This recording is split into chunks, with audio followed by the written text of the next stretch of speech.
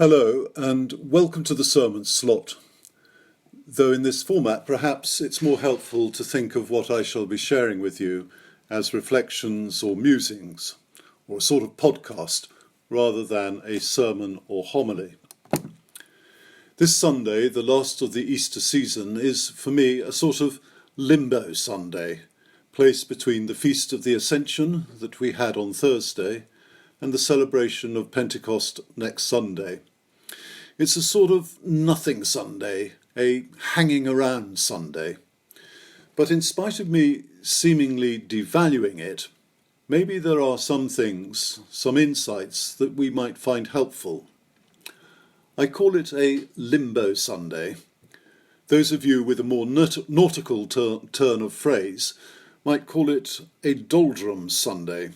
From mariners we have the phrase, and perhaps their dread of, being stuck in the doldrums, that belt of ocean around the equator where it's often windless, and when wind was your sole mean of propulsion, when you needed wind in your sails to get going, then being stuck in the doldrums might indeed be something you do dread and fear.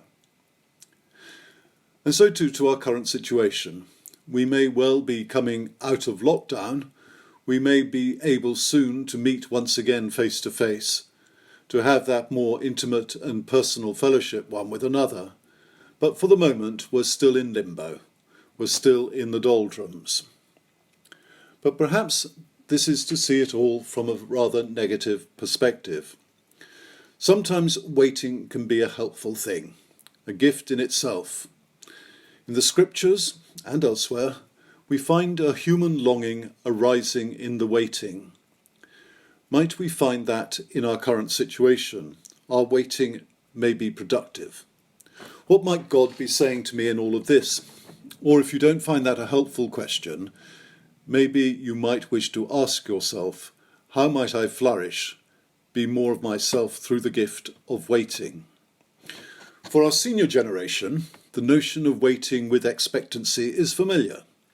Whereas in the recent past our society has played down waiting in favour of instant gratification, of having everything now.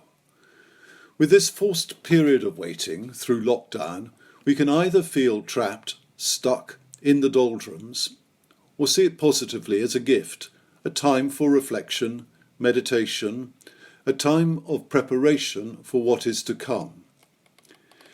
In a way, this Easter period of the Church's year, these past 7 weeks, has encouraged us to explore what it might be like to be a resurrection people, or if you prefer, a post-resurrection people. Now, we figuratively join those first 12 disciples in their 10-day wait for a further development, a further transformation of what it might be to be a people who are empowered by God through the gift of the Holy Spirit, that the Church shall be celebrating next Sunday, and brought about a transformation in those first disciples from being disciples of Jesus to becoming apostles of the gospel, sent out to proclaim the good news. Now, there's been much talk about what might be the new normal, how our society may be markedly different post-COVID-19. And not just only our secular society, but also how we as a church might flourish and operate.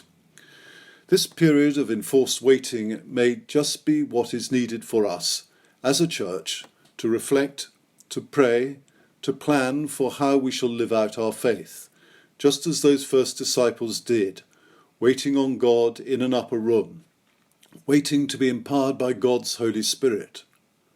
What it might be to have the wind put back into our sails so that we can venture out and set sail once more with a fresh purpose. As our collect today requests, we beseech you, leave us not comfortless, but send your Holy Spirit to strengthen us and exalt us to a place where Christ has gone before. Amen.